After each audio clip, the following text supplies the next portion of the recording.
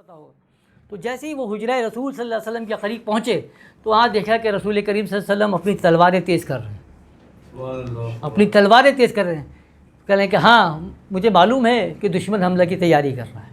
یہ ہے امام کہ جو بولے کہ میرے ساتھی وہ ہیں جو رات میں مسلوں پہ سوار ہیں اور صبح گھوڑوں پہ سوار ہیں، تو اس نے اپنے وجود کی ثابت کر کے دکھایا۔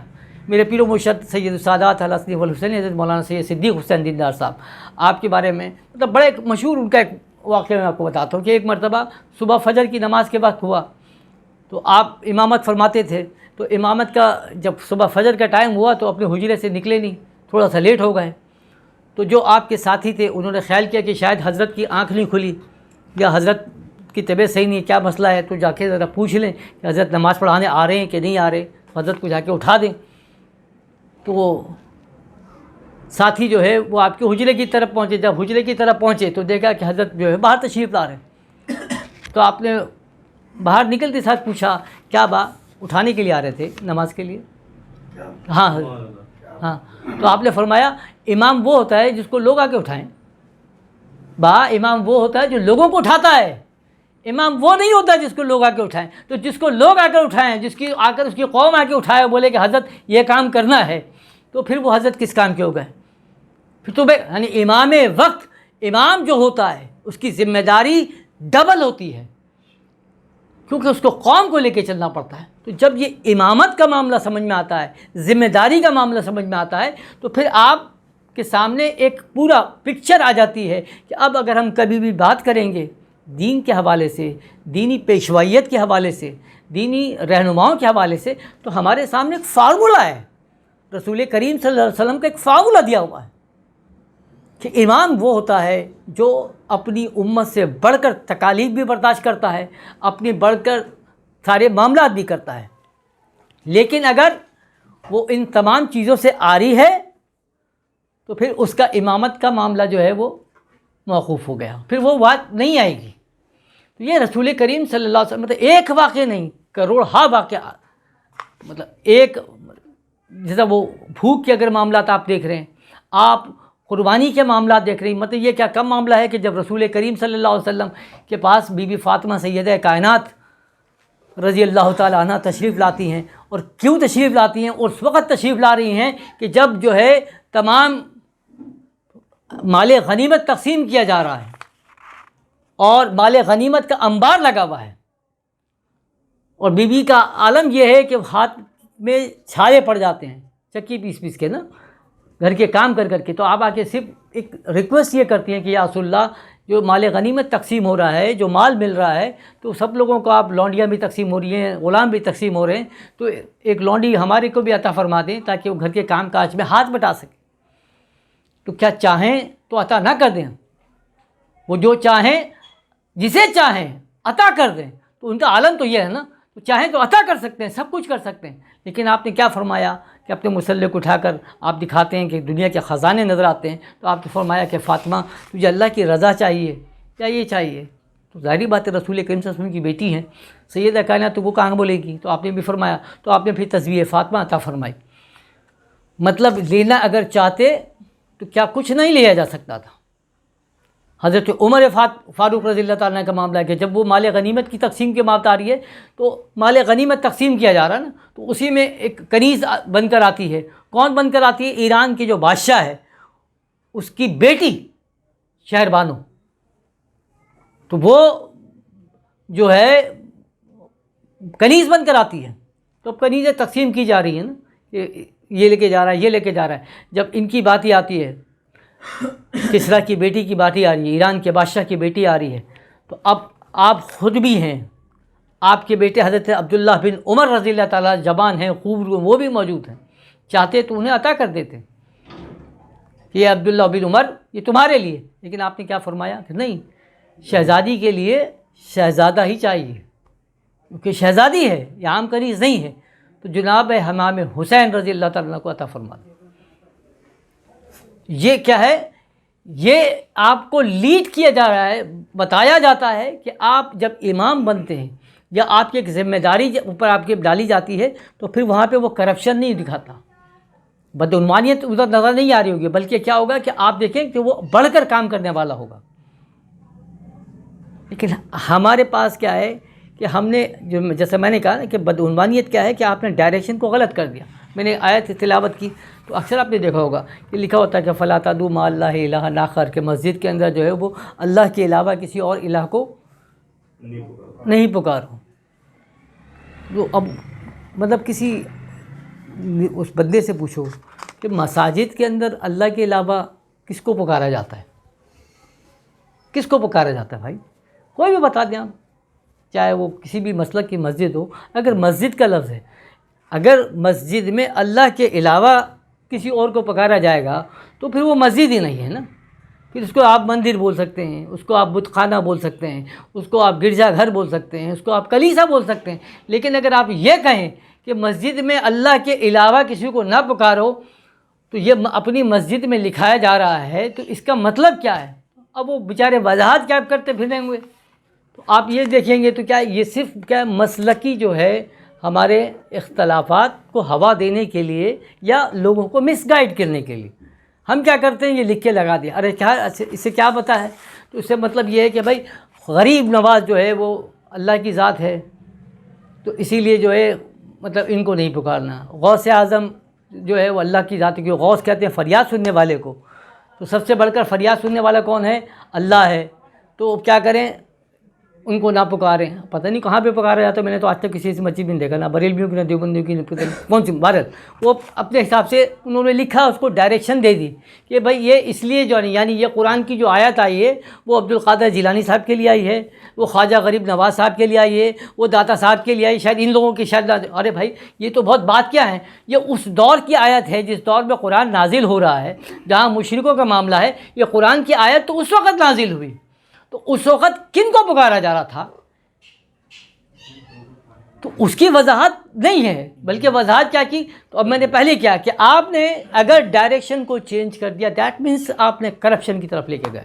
تو قرآن کی یہ آیت ہے، قرآن آپ سے بار بار مطالبہ کیا کر رہا ہے کہ مساجد میں اللہ کے علاوہ کسی اور کو نہ پکارا جائے، تو اس میں صرف آپ نے کیا وضاحتیں کرنی ہے؟ وہ یہ وضاحتیں کرنی ہے کہ غوث اعظم فلاں فلاں فلاں فلاں ان کو مانگنا شروع کر لیں، کون سی بات ہے؟ اچھا پھر اسی مسجد میں تھوڑی دیر میں بیٹھو تو پھر وہ اللہ کے بندوں سے چندہ بھی مانگ رہے ہوتے ہیں، پھر وہاں اللہ کے بندوں سے چندہ بھی مانگ رہے ہو، اور ایک طرف تم کہہ رہے ہو کہ اللہ کے علاوہ کسی کو نہیں پکارنا، اللہ سے علاوہ کسی اور سے مدد نہیں مانگ رہے، اب اللہ کے بندوں سے چندہ کائے کو مانگتے ہو بھائی؟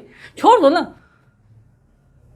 تو یہ مطلب مخالفت میں انسان منافقت جب کرنا شروع کر دیتا ہے تو کیا ہوا؟ وہ اس نے ڈائریکشن کو غلط کر دیا۔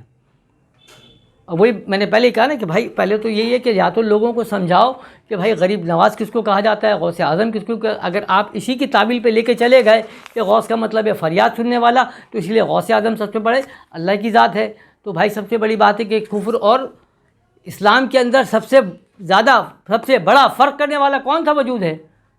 اللہ کا وجود ہے نا، اللہ سے بڑھ کر کوئی کر سکتا ہے؟ تو پھر حضرت عمر کو فاروق اعظم بولنے کی ضرورت نہیں ہے نا۔ سب سے بڑی ذات کس کی ہے؟ اللہ کی۔ جبھی آپ ہر نماز میں اللہ اکبر کر رہے ہیں نا، مگر پھر حضرت ابوبکر صدیق کو صدیق اکبر کیوں کہتے ہیں آپ؟ لگا دیں فتویٰ۔ سب سے بڑی رہنمائی کرنے والا وجود قائد کا آدم جس کو کہا گیا وہ محمد علی جناح کو بنا دیا آپ نے، حالانکہ پھر قائد اعظم تو اللہ کی ذات ہے۔ اسی طریقے سے پوری کائنات کا اگر کسی نے محاصرہ کر کے رکھا ہے یا پوری کائنات جس کی گرفت میں ہے وہ کس کی ہے؟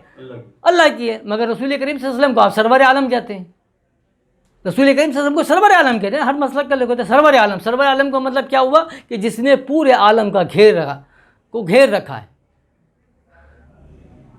تو اس کا مطلب یہ ہوا کہ بھائی پھر آپ کی جو ڈیفینیشن ہے وہ کہیں اور لے کر جا رہی ہے۔ آپ جو اصل اللہ تعالیٰ آپ سے مطالبہ کر رہا ہے کہ مساجد میں اللہ کے علاوہ کسی کو نہ پکارا جائے، تو پھر اس کی وضاحت آپ نہیں کر رہے، آپ نہیں بتا۔ جس طرح میں نے پہلے بھی کہا کہ جیسا شرک ہے، ان الشرک لظلم عظیم، اللہ فرماتا ہے کہ شرک جو ہے وہ سب سے بڑا ظلم ہے۔ حضرت لقمان علیہ السلام اپنے بیٹے کو وصیت کر رہے ہیں کہ کیا یا بنی لا تشرک باللہ ان الشرک لظلم عظیم، کہ اے میرے بیٹے اللہ کے ساتھ شرک نہیں کرنا، کیونکہ شرک جو ہے وہ بہت بڑا ظلم ہے۔ قرآن رسول کریم صلی اللہ علیہ وسلم سے مخاطبت کر کے فرماتا ہے لئن اشرکتا، اے حبیب اگر تو نے شرک کیا تو معاذ اللہ کیا سرکار دو عالم جو شرک کو مٹانے کے لیے آئے ان سے شرک کی توقع کی جا سکتی ہے؟ لیکن اللہ فرماتا ہے کہ لئن اشرکت، اگر تو نے شرک کیا، تو معلوم یہ چلتا ہے کہ بھائی پھر شرک کی ڈیفینیشن کیا ہے. تو ہم کسی سے بھی پوچھیں گے کہ شرک کی ڈیفینیشن کیا ہے، بولے شرک کی ڈیفینیشن کیا ہے کہ جی اللہ کے علاوہ کسی اور کو پکارنا، اللہ کے علاوہ کسی اور سے مدد دینا. تو جس زمانے میں یہ قرآن کی آیت نازل ہوئی، اچھا تو اب اس زمانے میں کس کو پکارا جاتا تھا، آج اٹھا کے آپ نے کہاں پہ لا کے فٹ کر دیا، کدھر سے فٹ کر دیا، کہاں لے کے چلے گئے. That is the corruption. کیونکہ یہ ہوتا کیا ہے، دیکھیں میں آپ کو کلیئر سمجھاؤں کہ اگر کوئی کہے کہ بھائی یہ جو درخت لگائے جاتے ہیں نا باہر، تو ان درختوں سے کیا ہوتا ہے، جب وہ ہو نا کہ لاسٹ ٹائم درخت لگایا گیا تو اس نے کہا کہ درختوں سے جو ہے وہ سبزہ پھیلتا ہے تو ہریالی آئے گی. اچھا اب کراچی کے اندر لگا دیے گئے، پہلے درخت لگا دیے گئے، بعد میں پتہ چلا کہ جی ان سے کیا ہوا، وہ زمین کا پانی انہوں نے پورا پی لیا. افریقہ سے جو آیا تھا تو جو بھی آیا تو ہوا کیا کہ وہ جو زمین سے پورا پانی پی لیا. ارے بھائی پانی تو پی لیا، تو اس کا مطلب یہ ہوا کہ جس نے وہ درخت لگائے، تو درخت لگانے کی ڈیفینیشن تو صحیح تھی کہ جو ہے درخت لگائے جائیں گے تو ان سے سبزہ آئے گا، لیکن لگانے والے نے یا ڈیفائن کرنے والے نے یہ نہیں بتایا کہ اس ٹائپ کے درخت نہیں لگانے چاہیے، اس سے دوبارہ کیا ہوگا، تباہی پھیلے گی. تو آپ نے اس کی وضاحت نہیں کی. بالکل اسی طریقے سے اگر شرک کی اللہ تعالیٰ جب بات کر رہا ہے، یا اللہ یہ فرماتا ہے کہ مسجد میں اللہ کے علاوہ کسی اور کو نہ پکارا جائے، تو آپ نے یہ آیت تو بالکل صحیح لکھی ہے، آپ نے یہ بالکل صحیح کہا کہ اللہ کے علاوہ کسی اور کو شریک نہیں ٹھہرانا چاہیے. تو وہ شرک ہے کہاں پر، وہ شرک کہاں کس کو جاتا ہے. جیسا میں نے پہلے کہا نا، ارأیت الذی یکذب بالدین، جب اللہ فرماتا ہے کہ کیا تو نے ایسی شخص کو دیکھا ہے کہ جو دین کو جھٹلاتا ہے. تو دین کو کون جھٹلاتا ہے بھائی، کوئی نہیں جھٹلاتا. لیکن دین کو جھٹلانے کی بات جب اللہ کر رہا ہے تو پھر اس کی وضاحت ہے، اس کو کلیئر کرنا پڑے گا کہ دین کو جھٹلایا کیسے جا سکتا. جیسا میں نے پہلے کہا نا کہ اگر کہیں کہ ماں باپ کے نام کو روشن کرنا ہے، تو ماں باپ کے نام کو روشن کرنے کی ڈیفینیشن کچھ اور ہوگی. اگر آپ اس کو لفظی اعتبار سے پیش کر دیا تو اس کا مطلب یہ ہوا کہ ماں باپ کا نام لکھو، اس میں بلب جلا دو، تو وہ کیا ہو گیا، ماں باپ کا نام روشن ہو گیا. تو that is not the definition actually. لیکن اگر میں یہی انٹرپریٹ کر رہا ہوں اور یہی بتاتا ہوں کہ بھائی جو ہے کرپشن یعنی ماں باپ کے نام روشن کرنے کی ڈیفینیشن یہ ہے، تو اس کا کیا مطلب ہوا، میں نے لوگوں کو مس گائیڈ کر رہا ہوں. پھر لوگوں کو میں کیا کر رہا ہوں، مس گائیڈ کر رہا ہوں، ان کو اصل موٹیو سے ہٹا رہا ہوں کہ کہیں وہ اس طرف نہ چلے جائیں. تو اگر میں شرک کی ڈیفینیشن لوگوں کو نہیں بتا رہا، تو اس کا مطلب یہ ہوا کہ میں نے کیا کیا، کرپشن کی طرف لے کے جا رہا ہوں. میں نے لوگوں کو کون سے شرک میں پھنسا دیا، یہ مطلب غوث اعظم، غریب نواز، داتا صاحب، فلاں صاحب، یہ صاحب، اس کے اندر لا کر پھنسا دیا. اور اصل شرک جس کے لیے اللہ نے ان آیات کو نازل کیا ہے، اس کے بارے میں کوئی ڈیفائن نہیں کر رہے آپ، وہ نہیں بتا رہے آپ. تو یہ کیا ہوا، یہ مس گائیڈ آپ کر رہے ہو، یہ آپ کر رہے ہو. آپ کو اللہ کو جواب دینا ہے، خدا کے بندو یہ تو بتاؤ کہ بھائی پھر یہ جو غوث اعظم اور یہ سب کی بات کب اٹھا کر آپ نے شرک لگا دیا. اس کے اوپر میرا پہلے بھی لیکچر ہوا ہے، وہ بہت تفصیل سے ہیں، آپ سن سکتے ہیں کہ اس کے اوپر کہ شرک کی ڈیفینیشن تو بتا دیں آپ. آج ہم جو دین کے نام پہ ہمارے پاس کہلیں چل رہا ہے تو تھوڑا سخت ہے، لیکن حقیقت ہے نا. بات یہ ہے کہ اگر پوچھے کہ مساجد کے اوپر جب ہم یہ لکھ کر تو لگاتے ہیں، لیکن پہلا جو اصول مسجد کا ہے، جو قرآن کریم نے فرمایا کہ مسجد کی بنیاد جو رکھی جاتی ہے وہ کس پہ رکھی جاتی ہے، تقوی پہ. قرآن کا فتویٰ کیا ہے کہ مساجد کی جو بنیاد ہے وہ چندے پہ نہیں رکھی جاتی، وہ مسلک کے اوپر نہیں رکھی جاتی، وہ فرقے کے اوپر نہیں رکھی جاتی، وہ رکھی جاتی ہے کس کے اوپر، تقوی کے اوپر. تو تقوی کے اوپر رکھنے کا مطلب یہ ہوا کہ جو مساجدیں بنائی جائیں گی اس کا معیار کیا ہوگا، تقوی ہوگا، نہ کہ مسجد کا صحن ہوگا. کیونکہ ہمارے پاس کیا ہے کہ جب کمپٹیشن ہے نا، تو مسجد کا جب صحن جتنا بڑا ہوگا اتنے زیادہ نمازی ہوں گے، اور جتنے زیادہ نمازی ہوں گے اتنا زیادہ چندہ ہوگا. یہ کانسیپٹ ہمارا ہے، کیونکہ جتنی زیادہ ہوگی کیونکہ اتنا زیادہ چندہ ہوگا، جتنا زیادہ چندہ ہوگا اتنا زیادہ سارے معاملات ہوں گے. تو اب مسجد کی بنیاد رکھی جاتی ہے تقوی پر، مسجد کی بنیاد مسلک پر، فرقے پر نہیں رکھی جاتی. آج ہم بھی پوچھیں، دیکھیں حدیث ہے، رسول کریم صلی اللہ علیہ وسلم نے فرمایا کہ گھر میں نماز پڑھنا اور مسجد میں باجماعت نماز ادا کرنا، دونوں میں فرق ہے. دونوں میں کتنے گناہ کا ثواب ہے سب بتائیں گے. 70 گنا جو ہے ثواب ہے باجماعت نماز ادا کرنے. لیکن کہاں پر، مسجد میں. یہی آیت آپ نے لکھائی کہ والمساجد للہ، کہ اور مساجدیں کس کے لیے ہوتی ہیں، اللہ کے لیے ہوتی ہیں. مساجد دیوبندیوں کے لیے نہیں ہوتی، مساجد بریلوی کے لیے نہیں ہوتی، اہل حدیث کے لیے نہیں ہوتی، چکڑالوی کے لیے نہیں ہوتی، فلاں کے لیے ہوتی، فلاں کے لیے نہیں ہوتی. مساجد ہوتی کس کے لیے؟ صرف اللہ کے لیے ہوتی. اگر صرف اللہ کے لیے ہے تو مسجد ہے، اگر مسلک کے لیے ہے تو پھر وہ مسلک کے لیے ہے تو وہ مسلک کی مسجد ہو گئی. تو پھر اب اس میں آپ گارنٹی دیں گے کہ یہاں 70 گنا زیادہ ثواب ملے گا مجھے؟ تو یہ آپ نے مسجد کا حال کیا کر کے رکھا ہے. آپ اس کو کہتے ہو مسجد، تو مسجد اگر ہے اور اس کو آپ مسجد ڈیفائن کرتے ہو تو میں نے پہلے کہا مسجد کی بنیاد کس کے اوپر ہے؟ تقوی پر ہے. میں ایک مسجد بنانا چاہتا ہوں، اللہ کے نام پر ایک مسجد بنا رہا ہوں. ہمارا پہلا جو مطلب اسٹیٹمنٹ ہوتا ہے نا کہ ہم اللہ کے لیے مسجد بنانا چاہتے ہیں، اور اللہ کے رسول نے فرمایا کہ جو اللہ کا گھر زمین پر بنوائے گا اللہ تعالیٰ جنت میں اس کا گھر بنائے گا. بڑی بڑی ہے. ہاں اب مسجد کی تعمیر ہو رہی ہے تو مسجد کی تعمیر، مسجد بول رہے تو اللہ کا گھر. ارے اللہ کا گھر چندے سے بنا رہے، اپنا گھر دھندے سے بنا رہے، کتنا فرق ہے. مسجد اللہ کا گھر ہے، وہ کس سے بنا رہے ہو؟ آپ روڈ پہ کھڑے ہو کے چندہ لے کے مان رہے ہو نا، اور اپنا گھر دھندے سے بنا رہے ہو، جو کما رہے ہو اس سے بنا رہے ہو. تو اللہ کا گھر جو ہے اتنا بے یار و مددگار معاذ اللہ ہے کہ اس کو بنانے کے لیے کیا چاہیے؟ روڈ پہ کھڑے ہو کے جگہ جگہ پہ اعلان کر رہے ہوتے ہیں نا کہ چندہ چاہیے بھائی، چندہ چاہیے. تو چندہ چاہیے کیوں؟ چندہ چاہیے مسجد بنانی بھی اللہ کا گھر بنانا ہے. تو صحابہ کرام کے دور میں، رسول کریم صلی اللہ علیہ وسلم کے دور میں جہاد کے لیے جب قتال کا معاملہ آیا، غزوہ خندق کا معاملہ آیا، غزوہ تبوک کا معاملہ آیا، تو سرکار نے اعلان فرمایا کہ چندہ چاہیے. کون سی مسجد کے لیے چندہ مانگا تھا؟ شرک اور بدعت کے نعرے لگانے والے یہ وضاحت کریں کہ کون سی مساجد کے لیے چندہ مانگا گیا. چند مخیر صحابہ نے اپنے طور پر چندہ کیا، روڈ پر گلیوں پہ کھڑوں کے چندے نہیں مانگے گئے تھے. آپ کس کی توہین کر رہے ہیں؟ اچھا اب آپ چندہ دے رہے ہیں، اس مسجد میں کھڑے ہو کر آپ یہ اعلان کرتے ہیں، بڑے زور سے یہ تقریر فرماتے ہیں کہ بینک کی نوکری حرام ہے، سود کا کام حرام ہے، شراب پینا حرام ہے، زنا حرام ہے. بڑی بڑی تقریر ہو رہی ہے نا. حضرت آپ ماشاءاللہ حلقے سے وابستہ ہیں تو آپ نے دیکھی ہوں گی اسی محفلوں میں، ہے نا، بڑے بڑے اس طرح کے اعلانات ہو رہے ہیں، بڑے بڑی تقاریر ہوتی ہیں. اب تھوڑی دیر کے بعد جب چندے کا اعلان ہو جاتا ہے تو ایک آدمی آتا ہے اور وہ لا کے دیتا ہے کہ حضرت ماشاءاللہ آپ کا بڑا اچھا بیان تھا، یہ 1 لاکھ روپے میری طرف سے مسجد کے چندے کے لیے میں عطا کروں. اب وہ صاحب کا انہوں نے اعلان کیا ہم نے کہ حضرت جو ہے وہ ماشاءاللہ انہوں نے اللہ کے کام کے لیے 1 لاکھ روپے عطا فرمائے ہیں، اللہ تعالیٰ ان کے کاروبار میں برکت عطا فرمائے، رحمت عطا فرمائے اور اس کو اپنی بارگاہ میں قبول و منظور فرمائے. اب بعد میں اگر تحقیق کرے تو پتہ چلے کہ جو حضرت جنہوں نے 1 لاکھ روپے کا چندہ دیا ان کا شراب کا کارخانہ ہے. تو مولوی صاحب وہ پیسہ آپ نے مسجد میں لگا دیا. جو ڈونیشن دیے جنہوں نے ان کے حق میں دعا بھی فرما دی کہ اللہ تعالیٰ ان کے کاروبار میں برکت عطا فرمائے، اور پوری قوم سے آمین بھی بلوا دیا آپ نے. اب اس کا گناہ کس کے سر پر گیا؟ کس کے سر پہ گیا؟ ایسے میں تو ایک مطلب چونکہ بچے بھی سب بیٹھے ہیں نا تو ہم تو احتیاط سے بتا رہے ہیں، ایسے پتہ نہیں کتنے کاروبار والے ہیں، کیونکہ مسجد میں سب سے زیادہ چندہ دینے والا وہی ہوتا ہے جس کا دھندا بڑا اچھا ہوتا ہے. جس کا 2 نمبر کا دھندا سب سے زیادہ ہوگا، مضبوط ہوگا، تو اس کو مولوی نے یہ بات سمجھائی ہے کہ جتنا تو اللہ کی راہ میں خرچ کر دے گا اتنی تیری بخشش کا سامان ہو جائے گا.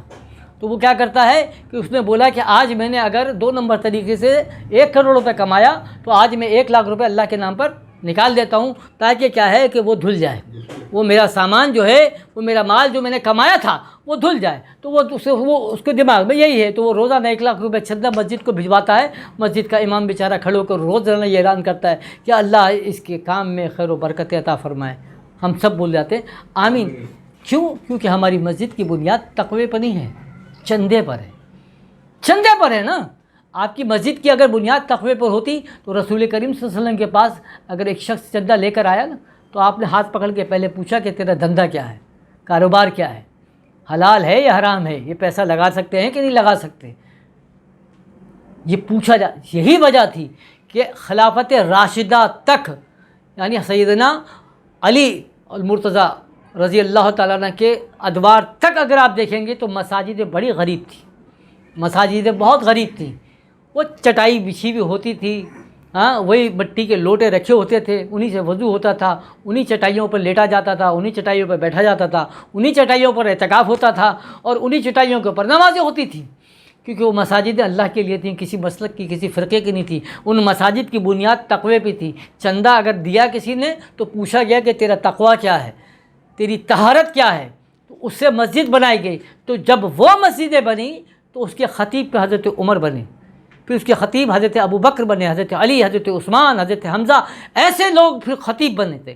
پھر ان کے خطابت کو سن کر جو لوگ بنے وہ آپ کے سامنے کہ جنہوں نے پھر 56,000 خلے فتح کر لیے، 10 لاکھ مربع میل فتح کر لیا.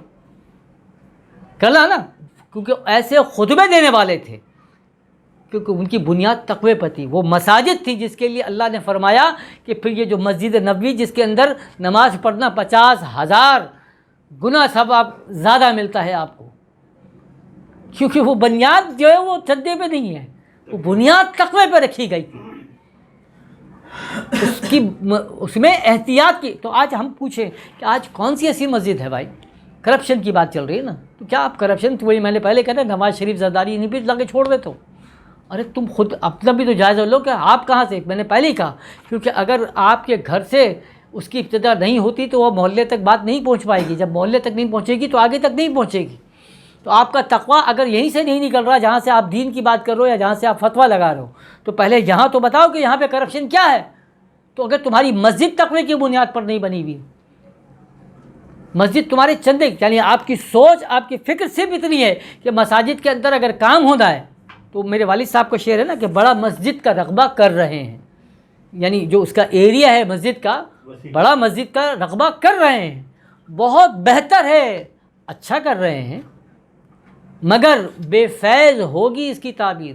یعنی آپ کو اس کا کوئی فائدہ نہیں ہوگا، مگر بے فیض ہوگی اس کی تعبیر اگر تبلیغ فرقہ کر رہے ہیں کہ مسجد میں کھڑے ہو کر آپ نے صرف اس لیے وسیع کیا کہ اگر دیوبندی کی مسجد ہے کہ یہ سوچ ہے کہ میں اہل علاقہ کو بس دیوبندی بنا کر چھوڑ دوں، بریلوی سوچتا ہے میں صرف بریلوی بنا کر چھوڑ دوں، اہل حدیث سوچتا ہے اہل حدیث بنا کر چھوڑ دوں. اسی لیے مسجد کا رغبہ. کون یہ درد رکھتا ہے جو رسول کریم صلی اللہ علیہ وسلم کا درد ہے کہ میں ایک کافر کو مسلمان کر کے چھوڑوں؟ ہے نہیں. آپ اگر مسجد کا رغبہ وسیع کر رہے ہیں، کسی کفر کے میدان کے اندر اپنے مسجد کا رغبہ وسیع کریں تو سوچ سمجھ میں آئے گی کہ شاید یہ سوچ ہے کہ کسی کافر کو مسلمان کر کے چھوڑنا ہے. لیکن آپ مسجد کا رغبہ اگر اس لیے وسیع کر رہے ہیں کیونکہ آج ہماری جد و جہد، ہماری کاوش، ہماری ساری محنت کیا ہوتی ہے، آپ کسی بھی حضرت کے پاس جائیں تو اس کی کوشش یہ ہے کہ زیادہ تر کی بات کر رہا ہوں میں کہ کیا ہوگی کہ اس کو اپنے مسلک میں، اپنے فرقے میں لے کے آیا جائے، دوسرے فرقے کو غلط ثابت کر دیا جائے. جمعے کے خطبات دیکھیں تو جمعے کے خطبات اگر پوچھا جائے کہ جمعے کے خطبے کا مقصد جو رکھا گیا تھا وہ کیا تھا، یا سرکار دو عالم صلی اللہ علیہ وسلم کے دور میں، صحابہ کرام کے دور میں جو خطبات دیے جاتے تھے تو 2 خطبے دیے گئے نا. پہلا خطبہ وہ سیاست کے اوپر تھا، معاشرت کے اوپر تھا، جو سیاسی اور معاشرتی پرابلم ہیں ان کی سلوشن کے اوپر بات کی جاتی تھی. دوسرا خطبہ شریعت کے اعتبار سے، طریقت کے حوالے سے جو مسائل ہیں اس کو ڈسکس کیا جاتا تھا.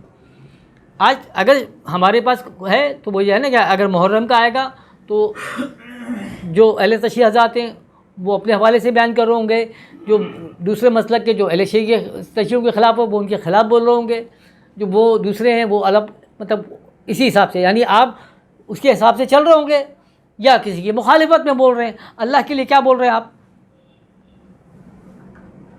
اللہ کے لیے کیا؟ تو بات پھر کیا ہوئی کہ جب آپ نے مسجد بنائی اس کی بنیاد آپ نے تقوی پہ نہیں رکھی. یعنی جس مسجد سے آپ بینک کے خلاف فتویٰ دے رہے ہو، سود کے خلاف فتویٰ دے رہے ہو، لیکن چندہ لیتے وقت کبھی آپ نے پوچھ لیا کہ اس میں سود کتنا ہے؟ یہ سود کا پیسہ تو نہیں ہے. آپ کا دھندا کیا ہے، آپ کا کاروبار کیا ہے؟ آپ نے پوچھا؟ ہر ایک جو بھی آ رہا ہے تو وہی جس طرح کہتے ہیں کہ حلبی مسجد، آتے جاؤ سب لے آؤ تاکہ میں مسجد کو خوبصورت بناؤں، مسجد میں ٹائل لگا لوں، مسجد میں کارپیٹ لگا دوں، مسجد یہ لگا دوں، سب کچھ لگا لو تم. کیونکہ پھر کیا ہے، مسجد میں تم کو تالے لگانے پڑتے ہیں. مسجد میں ہم کو پھر کیا کرنے پڑتے ہیں؟ تالے لگانے پڑ جاتے ہیں. تالے اس لیے لگانے پڑتے ہیں کہ پھر کوئی چرا کے کوئی سامان نہ لے کے جائے نا، کوئی چور نہیں لے کے جائے. اب پوچھیں کہ جب آپ بولتے ہیں کہ آپ مسجد میں داخل ہوتے ہیں نا تو داخل ہوتے ہوئے پہلا قدم رکھنا ہے دعا پڑھنی ہے، اللہم افتح لی ابواب رحمتک، اے اللہ میرے لیے اپنی رحمت کے دروازے کھول دے. یعنی رسول کریم صلی اللہ علیہ وسلم کا ارشاد گرامی یہ ہے کہ انسان جب مسجد کی طرف داخل ہوتا ہے، جب مسجد میں داخل ہوتا ہے تو اللہ اپنی رحمت کے دروازے کھول دیتا ہے. اب یہاں پر یہ ہے کہ مسجد میں رحمت کے دروازے کھولنے کے ہم اکثر اعتراض کرتے ہوں کہ بھائی یہ دعا جو لکھی ہے اس کے آگے ٹائمنگ بھی لکھ دو، کیونکہ اس کے بعد تو مسجد بند کر دیتے نا آپ. عشاء کی نماز کے لیے کھلی گئی، اس کے بعد کیا ہوا 10 بجے کے بعد مسجد بند ہوئی، تو اللہم افتح لی باب رحمتی کا تو آپ لکھ لو 7 بجے سے لے کے 10 بجے تک، صبح میں 6 بجے سے لے کے 7 بجے تک، دوپہر میں 1 بجے سے لے کے 3 بجے تک. اس کے بعد جو ہے رحمت کے دروازے بند، کیونکہ مولوی صاحب نے دروازہ بند کر دیا تو رحمت کے دروازے بند. تو پھر اس کو مسجد کہتے ہیں. یہ مسجد ہے کہ مسجدوں کے دروازے بند کر دیا آپ نے، مسجدوں کے دروازے بند کر دیا آپ نے، تو رحمت کے دروازے بھی بند کر دیے نا آپ نے. تو پھر آپ کیوں کہتے ہیں مسجد؟ اور کون سی ایسی مسجد صحابہ کرام کے دور میں تھی کہ جس کے آگے لکھا ہوتا تھا الحاق یا مسلک فلاں فلاں لکھا ہوتا تھا؟ یہ شرک اور بدعت کسی مسلک کو نظر نہیں آتا، نہ خود اہل حدیث والوں کو نظر آتا ہے، نہ دیوبندیوں کو نظر آتا ہے، جن کو زبان جو ہے شرک اور بدعت بولتے بولتے تھکتی نہیں. ربیع الاول آئے گا تو ان کو شرک بدعت یاد آئے گا، 11ویں کا مہینہ آئے گا تو شرک و بدعت یاد آئے گا، اسی میں یاد آئے گا. ارے تیری مسجد کے باہر اتنا بڑا تو نے شرک کر کے لکھا ہوا ہے کہ فلاں فلاں مسجد، بریکٹ میں لکھا ہوا ہے الحاق دیوبند یا فلاں الحاق فلاں. تو یہ کہاں لکھا ہے الحاق؟ مطلب مسجد کا تعلق جو ہے وہ اللہ سے تو نہیں ہے، مسجد کا تعلق فلاں دارالعلوم سے ہے. تو جب فلاں دارالعلوم سے تو پھر وہ مسجد کہاں سے ہو گئی؟ پھر اس مسجد میں نماز پڑھنے سے مجھے 70 گنا کہاں سے ثواب ملے گا؟ ملے گا کیا؟ تو جھوٹ بول رہے ہو آپ، لوگوں کو آپ نے مس گائیڈ کر دیا، کیونکہ آپ بتا ہی نہیں پا رہے کہ مساجد جو ہیں وہ جو اللہ کے لیے مساجد ہوتی ہے، جو اللہ بار بار فرماتا ہے کہ مسجد میں اللہ کے علاوہ کسی اور کو نہیں پکارنا ہے آپ نے. تو آپ لے کے بیٹھ گئے جی غوث اعظم کو نہیں پکارنا ہے، غریب صاحب نواز صاحب کو نہیں پکارنا فلک. ارے نہ تم غریب نواز صاحب کو سمجھے، نہ تم غوث اعظم کو سمجھے، نہ داتا صاحب کو سمجھے، کیونکہ تم اللہ کو ہی نہیں سمجھے. اللہ بول کیا رہا یا سمجھے؟ تو پھر کیا ہوا؟ جان بوجھ کر لوگوں کو مس گائیڈ کرنا، تاکہ لوگ صرف اسی جہالت کے اندر پھنسے رہیں کہ خواجہ صاحب کو پکارنا جائز ہے یا ناجائز ہے. بھول جاؤ باپ. میں نے کہا نا مس لیڈ کیا جاتا ہے نا، مس لیڈ. ابھی جس طرح یہ ہے نا بینک میں، ابھی وہی میں مثال دوں نا کہ بینک کے اندر جو ہے مطلب سود جو ہے نا بینک کا جو ہے وہ حرام ہے نا. تو بولے سودی کاروبار بالکل حرام ہے. آپ کسی بھی عالم سے بولیں گے جی بینک میں پیسہ رکھوا دوں تو بولیں گے جائز نہیں ہے. بالکل ٹھیک ہے، سب کچھ صحیح ہے، لیکن اسی بینک میں پھر انہوں نے بولا کہ یار یہ مولوی تو ایسے مروائیں گے ہم کو، تو انہوں نے بولا ہم PLS اکاؤنٹ کھول دیتے ہیں، پروفٹ اینڈ لاس اکاؤنٹ. تو پروفٹ اینڈ لاس اکاؤنٹ کہلے پروفٹ اینڈ لاس اکاؤنٹ کے اندر جو ہے نا وہ اس اکاؤنٹ کے اندر پیسہ رکھنا جائز ہے، کیونکہ وہ کیا ہے بینک میں سود ہی نہیں ہے. آج وہ بتا رہے کہ اسلامی بینکاری. ابے اسلامی بینکاری کیا ہوتی ہے؟ ایک صاحب نے بڑا اچھا واٹس ایپ لکھا تھا، تو کہنے لگے کہ جو وہ لنڈن میں ہیں تو اس نے کیا کیا، اس نے شراب خانہ کھولا. تو بولے یار اس کا نام رکھنا ہے، تو اس نے یہاں پہ لکھ لیا بڑا بڑا، جو صبح آیا تو اس پہ دکان پہ لکھا ہوا تھا کہ مسلم شراب خانہ. تو وہ دوسرا آگے چلانے لگا، بولا یہ کیا بات ہے کہ مسلم شراب خانہ مسلم شراب خانہ مسلم شراب خانہ. تو اس نے بولا بھائی جب مسلم کمرشل بینک ہو سکتا ہے تو مسلم شراب خانہ کیوں نہیں ہو سکتا؟ یعنی جب بینکاری میں وہ آپ کہہ رہے ہو کہ مسلم ہے، اسلامی جمہوریہ بھی ہو سکتا ہے، اسلام میں جمہوریت نہیں ہے، پھر آپ کہہ رہے ہو اسلامی جمہوریہ پاکستان ہو سکتا ہے، مسلم کمرشل بھی بینک ہو سکتا ہے، تو بھائی مسلم شراب خانہ کیوں نہیں ہو سکتا؟ تو مطلب آپ بیوقوف بناتے ہیں. تو آپ نے لکھا کہ جی وہ مسلم بینکاری اسلامی بینکاری ہوتی ہے. تو اسلامی بینکاری کیا ہوتی ہے پوچھے، وضاحت تو کرے کہ اسلامی بینکاری کیا ہے. تو اسلامی بینکاری یہ سود نہیں ہے، ربا نہیں ہے، اس کا نام تکافل لگ دیا انشورنس کا نام. انشورنس نہیں ہے. انشورنس بولیں گے تو اردو میں بڑا مسئلہ تھا نا، انشورنس بولیں گے تو انشورنس حرام ہے. علماء نے بولا انشورنس حرام ہے، تو اب انشورنس کو عربی میں ٹرانسلیٹ کر دو. وہ کیا ہو گیا؟ وہ تکافل ہو گیا.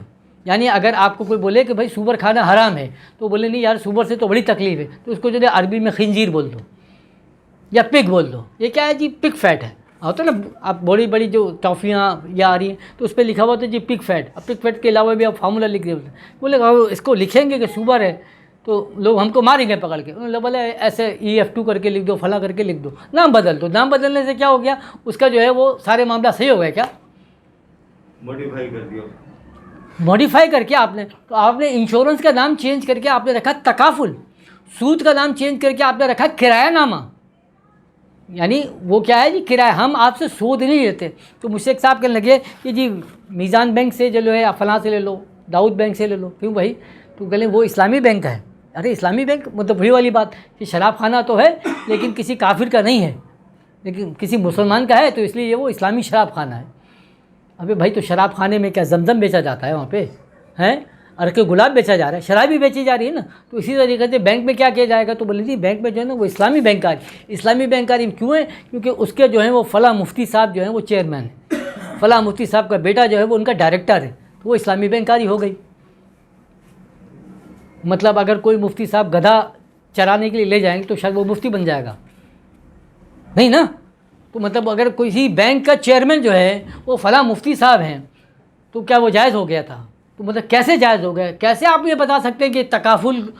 اب آپ اس کو ملٹیپلائی کرنا چاہتے ہیں. اب آپ اس کو دماغ جو ہے وہ گھما کر پہلے کہ نہیں یہ کرایہ نامہ ہے. تو کرایہ نامہ مطلب جو چیز میرے جس کے اندر میں رہ ہی نہیں رہا اس کا آپ کرایہ نامہ کیسے وصول کر؟ آپ نے گاڑی کے لیے لون لیا ہے اسلامی بینک سے گاڑی کے لیے لون لے لیا نا. تو اب وہ کیا ہوگا؟ اب اس میں جو ہے نا اب آپ بولو بھائی یار میں سود نہیں دوں گا. میں بولا اچھا ٹھیک ہے سود نہیں دینا. آپ کیا دینا؟ آپ کرایہ نامہ دینا اس کا. تو کرایہ کیا ہے کہ بھائی یہ گاڑی آپ کی ہو گئی تو آپ چلا دیں تو جب تک اس کا رینٹ دینا. آپ یہ گھر آپ لے رہے ہیں نا تو اس کے لیے مجھے رینٹ دینا. اس کا نام بدل دیا. تو سود میں اور اس میں آپ نے دونوں میں فرق کیا ہوا پھر؟ اچھا پھر دوسری بات یہ کہ جس بینک میں آپ مسلم کمرشل بینک میں جائیں، لائٹ بینک میں جائیں، بینک حلبی میں جائیں، وہاں بھی آپ بولیں گے نا پی ایل ایس اکاؤنٹ ہے. تو پی ایل ایس اکاؤنٹ جو ہے وہ ضیاء صاحب کے دور میں متعارف کروایا گیا تھا کہ سود سے پاک کرنے کے لیے پی ایل ایس اکاؤنٹ. اور وہ پی ایل ایس اکاؤنٹ میں کیا ہے کہ وہ سود کا کاروبار نہیں ہوتا بلکہ وہ بغیر سودی کاروبار کا ہے. اس کا مطلب یہ ہوا کہ میں ایک کاروبار کرتا ہوں جو 100% سود کا کام کرتا ہوں. اب آپ نے اپنے پیسے میرے پاس جمع کروائے کہ کاروبار کریں تو اب میں نے کاروبار کر کے آپ کو سود بھی دیا کہ بھائی آپ کا اتنا پروفٹ ہو گیا آپ کو یہ سود لو. تو آپ نے بولا بھائی میں سود نہیں لیتا یار، مجھے سود نہیں چاہیے. تو میں کیا کریں بھائی؟ تو انہوں نے کہا سود نہیں لو، پی ایل ایس اکاؤنٹ کر دو، اس کی شرح اوپر نیچے کرتے رہو دے. لیکن کر کون رہا ہے کاروبار؟ نہیں کر رہا ہوں. کام کیا کر رہا ہوں؟ وہی سود کا کام کر رہا ہوں. تو اب میں 100 روپے سود کے دیتا تھا تو آپ کو کبھی 70 دے دیے، آپ کو 30 دے دیے. اب پی ایل ایس کا مطلب ہوتا ہے پروفٹ اینڈ لاس. جس کا بھی اکاؤنٹ ہے، میرے بھی اکاؤنٹ ہے نا، تو آج تک تو کبھی لاس نہیں آیا اس کے اندر کہ بھائی ہوا نا کہ اب آ گیا کہ جی مہینے کے بعد جو آیا جی آپ کو 200 روپے آپ کا جو پروفٹ آ گیا.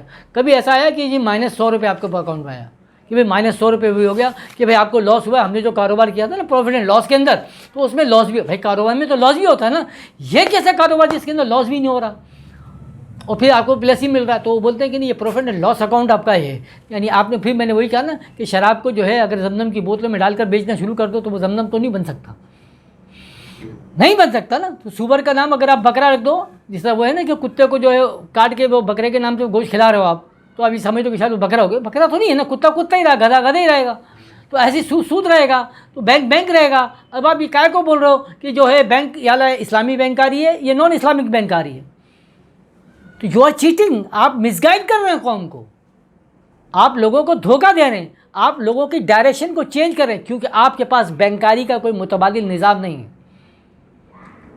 آپ لوگوں کو بینکاری کا کوئی متبادل نظام، کیونکہ آپ کی اپنی اکنامک جو ہے وہ ختم ہو چکی ہے، آپ عیاشی میں پڑ چکے ہیں، آپ کے پاس تو کوئی نظام نہیں ہے اس کا کہ آپ کیسے دیں. تو اب آپ اس کو ملاتے کس سے ہیں کہ پھر آپ تجارت سے ملاتے ہیں. کس کی تجارت سے؟ رسول کریم صلی اللہ علیہ وسلم کی تجارت. کہ آپ صلی اللہ علیہ وسلم بھی تو تجارت کرتے تھے، تو جب لوگوں پیسے دیتے تھے تو واپس آ کے ان کا پروفٹ دیتے تھے جو ان کو.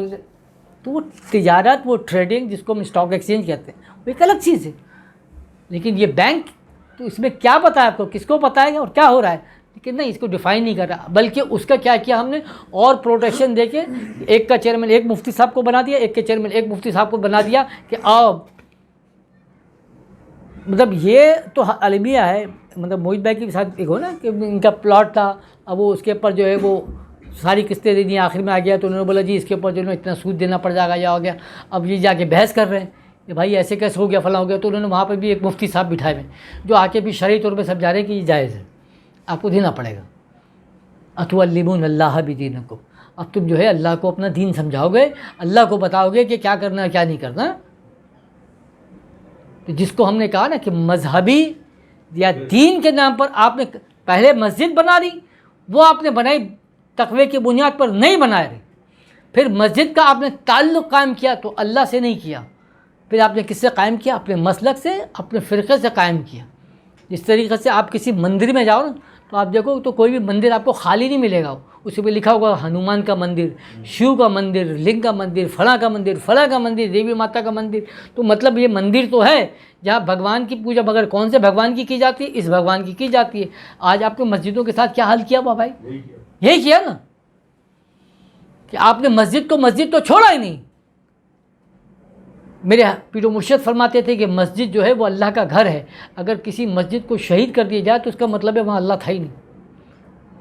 تمہارا اپنا گھر ہے نا، اس گھر کو کوئی توڑنے کے لیے آ جائے، کوئی مارنے کے لیے آ جائے تو تم تو جان دے دو گے نا اپنے یار. تو کوئی اللہ کے گھر کو توڑنے کے لیے آ جائے اور اللہ خاموش رہے گا کیا؟ اللہ دیکھتا؟ ارے نہیں. جیسے اسی لیے جو خانہ کعبہ کی حفاظت کا اللہ نے وعدہ کر لیا نا، مسجد نبی کو ہم بولتے ہیں کہ کوئی شہید تو نہیں کر سکتے نا، اسی لیے کہ وہاں پر مطلب اللہ نے بتایا کہ یہ اللہ کے لیے، یہ اللہ کی مساجد ہیں. کیونکہ اللہ کی مساجد ہیں اسی لیے وہاں دیوبندی بھی ہوئے، بریلوی بھی نظر آئے گا، احمدی بھی نظر آئے گا، شیعہ بھی نظر آ رہا ہے، مالکی بھی ہے، حنفی بھی ہے، سب ہیں وہاں پہ کھڑے ہوئے. آپ جاؤ حرم شریف میں، دونوں حرمین میں آپ کو سارے مل لیں. لیکن یہاں پر جو ہے اگر دیوبندی کی مسجد ہے تو اس میں بریلوی نہیں ہوگا، اس میں احمدی نہیں ہوگا، چکڑال بھی نہیں ہوگا، شیعہ نہیں ہوگا، شیعہ کے اس میں فلاں نہیں ہوگا، کیونکہ اس کی مسجد جو ہے وہ اللہ کی مسجد تو ہے نہیں، وہ کس کی مسجد ہے؟ اس کے مسلک کی مسجد ہے. تو مجھے پھر اب یہ بتاؤ کہ جب ان مساجد سے آپ واعظ کرتے ہو، ان مساجد پر آپ بیان کرتے ہو، یعنی جس ممبر پہ بیٹھ کر، کیا معلوم کہ وہ ممبر جو بنا کس پیسوں سے بنا، تو کیا نکلے گا آپ کے حلق سے؟ جیسا میں نے پہلے کہا کہ پیش امام، آپ نے پیش امام تو رکھا ہی نہیں نا، آپ نے سب کو بیچاروں کو پیٹ امام بنا کے چھوڑ دیا. کیونکہ اس کو آپ نے جو مشاہرہ ایک تو مقرر کیا، حیرت ہے نا. آپ مسجد کے امام سے چاہتے ہو کہ 5 وقت جو ہے وہ فرسٹ کلاس قسم کی نماز بھی پڑھائے، اچھی قرأت کے ساتھ پڑھائے، ٹائم کے ساتھ بھی پڑھائے. اس بیچارے کی تنخواہ آپ رکھو گے 7,000 روپے، 8,000 روپے، 10,000 روپے. پھر توقع کیا ہے کہ وہ ہماری کو جو ہے جنت کی سیر بھی کروا کے لیا ہے، یعنی ہمارے گناہ بھی بخشوا دے. ابے تم سالے کما رہے ہو 2 لاکھ روپے، 2.5 لاکھ روپے، 1.5 لاکھ روپے، وہ مسجد کا امام بیچارہ وہ 15,000 روپے اس کو دے کے آپ یہ چاہتے ہو کہ وہ آپ کی بخشش کا سامان کر دے، آپ کے لیے وہ دل سے دعا کر دے؟ کیا مطلب ہے؟ کیا دوہرا معیار ہے؟ دوہرا معیار ہے. کرپشن کی بات کر رہے ہو یار، تو کرپشن آپ دیکھو نا، آپ پہلے اپنے اندر تو کھنگالو کہ کیا کرپشن ہے.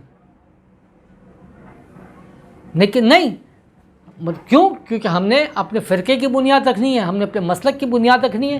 تو ہم اس مسلک میں، اس فرقے کے چکر میں بیچارے امام کو بھی پھر اس کو بولتے ہیں کہ وہ پیش امام بن جائے، وہ امام صاحب بن جائیں. وہ امام صاحب کیسا بنے گا؟ وہ بیچارہ ظہر کی نماز پڑھا کے فوراً سوچے گا کہ میں کچھ بچوں کو جا کے قرآن پڑھاؤں تاکہ وہاں سے مجھے کچھ ہدیہ مل جائے تو میرا گزارا صحیح سے ہو سکے. اس کی سوچ اور فکر تو ہمیشہ یہ رہے گی نا، وہ تو نہیں کر سکتا. آپ یا تو اس کو ساؤنڈ، یعنی اس کا دماغ جو ہے وہ مطمئن ہوتا اس حوالے سے کہ فائنینشلی تو شاید وہ دین کے بیچارے لیے کچھ محنت کر پائے گا. وہ جتنا بھی کر رہا ہے تو اس کی بڑی مہربانی ہے. لیکن آپ جو مسجد بنانے والے ہو، جن کے انڈر میں مسجد چل رہی ہوتی، وہ اس کو ڈیفائن تو کریں کہ جو کروڑوں روپے کی زکوٰۃ پھر آپ کی جاتی ہے تو کہاں جاتی ہے؟ اس پہ سب سے پہلا حق تو آپ کے امام کا ہے نہیں ہے. جو ڈونیشن آپ کو ملتا ہو کہاں چلے جاتا ہے؟ کیوں نہیں کرتے ہو آپ ان کے لیے؟ یہ وہ مساجد تھیں جس میں تمام سیاست کے کام انجام دیے جاتے تھے، تمام جنگوں کے فیصلے یہاں ہوتے تھے، تمام مال غنیمت یہاں تقسیم ہوتا تھا. کوئی غیر ملکی وفد آتا تھا تو وہ مسجد نبی میں ہی ملتا تھا نا جا کر. تو اللہ کے رسول نے یہ ڈائریکشن دی تھی کہ مساجد جو ہے نا یہ صرف آپ کی عبادت کی جگہ نہیں ہے، یہ تمام معاملات کی جگہ ہے یہاں پر، تاکہ آپ اللہ اور اس کے رسول کے قانون کے تحت ان مسائل کو حل کریں گے. لیکن آج تو ختم کر دیا نا. میں نے پہلے ہی کہا جب مسجدوں کو تالے لگ گئے تو اللہ مفتح علیہ باب رحمتی کا کہ تو ٹائم بھی لکھنا پڑ گیا نا آپ کو، یا تو لکھو آپ. تو یہ کرپشن جو ہے اس کی ڈیفینیشن ہمیں بتانی چاہیے تاکہ ہم اپنا محاسبہ کریں. ہم ہر اس حلقے میں بیٹھ کر پوچھ تو سکیں، جیسا آج ہم مالیاتی کرپشن کے لیے پوچھ رہے ہیں، میڈیا پہ آ رہے ہیں نا، لوگوں سے پوچھا جا رہا ہے کہ جی اس نے اتنے پیسے کہاں سے بنا لیے. تو ادھر بھی تو پوچھا ہے کہ جہاں سے میری بنیاد چل رہی ہے، جہاں سے مجھے دینیات سکھائی جا رہی ہے، کہ حضرت یہ کون سی کرپشن چلتی آ رہی ہیں. میری جب نماز ہی ٹھیک نہیں ہو پا رہے ہو، مجھے کوئی مسجد ہی پرووائڈ نہیں کر پا رہے ہو، تو میرے کو 70 گنا مجھے ثواب چاہیے نماز کا، کہ میں چاہتا ہوں باجماعت نماز پڑھوں جو مجھے 70 گنا ثواب دے. تو مجھے پھر وہ مسجد پرووائڈ کرو کہ جو صرف اللہ کے لیے بنائی گئی ہو. ایک صاحب کہنے لگے کہ نہیں، ان کا اعتراض ہوا نا، وہ ظاہری بات وہ کہنے لگے کہ جی ہر مسجد اللہ کے لیے ہوتی ہے، وہ کارپیٹ والی مسجد بھی اللہ کی ہے، اے سی والی مسجد بھی سب اللہ کی ہے. اچھا بھائی تو ٹھیک ہے، تو کیا میں نے کہا یہ مسجد اللہ کے لیے؟ ہاں. تو میں نے کہا اس کا مطلب ہے ہر وہ شخص جو مسلمان ہے، جو اللہ کو مانتا ہے، اس مسجد میں آ سکتا ہے بلا تکلف؟ بالکل، بسم اللہ. تو میں نے کہا اس کا مطلب ہے اللہ اور اس کے رسول کے حوالے سے کوئی گفتگو بھی کر سکتا ہے؟ لیکن کیا مطلب؟ میں نے کہا میرا دل چاہتا ہے کہ جو مجھے سمجھ میں آتا ہے اللہ اور رسول کے حوالے سے، میں اس مسجد میں کھڑے ہو کر بیان کروں. نہیں، وہ تو مسجد کمیٹی سے اجازت لینی ہوگی پہلے. تو میں نے کہا لے لیجئے. انہوں نے مسجد کمیٹی والے نے سب سے پہلے سوال کیا، حضرت آپ کا مسلک کیا ہے؟ تو میں نے کہا کیا میرا مسلک ہے؟ مجھے صرف اللہ اور رسول کی بات کرنی ہے، مجھے یہ تھوڑی بتانا ہے کہ نیاز کھانا جائز ہے کہ ناجائز ہے، یہ ہاتھ پہ میرے سے کوئی کنسرن ہی نہیں. میں سمپل ایک اللہ رسول کی بات کر رہا ہوں کہ اگر قرآن کریم نے فرمایا کہ الف لام میم ذالک الکتاب لا ریب فیہ، میں بتاؤں گا کہ بھائی ذالک الکتاب لا ریب کا مطلب مجھے کیا سمجھ میں آیا؟ بس نہیں جی، آپ کو پہلے مسلک بتانا پڑے گا، ورنہ پھر یہ ایک تو مطلب حد ہے. تو پھر یہ مسجد کہاں سے ہے؟ تو پھر آپ بولو مسجد تو نہیں ہوئی نا کہ جہاں اللہ کے اور اس کے رسول کی بات ہے. کوئی کھڑا ہو کے بولے ہاں جی یہاں پہ آ کے بات کر سکتے ہیں. ہم اپنے ساتھیوں کے ساتھ دادو میں تو رات کو تقریباً ہم پہنچے 1:30-2 بجے کے قریب. تو ہم نے بولا کہاں اسٹے کریں؟ انہوں نے کہا یہ مسجد اللہ کے گھر ہے، وہیں پہ جا کے اسٹے کر لیتے ہیں.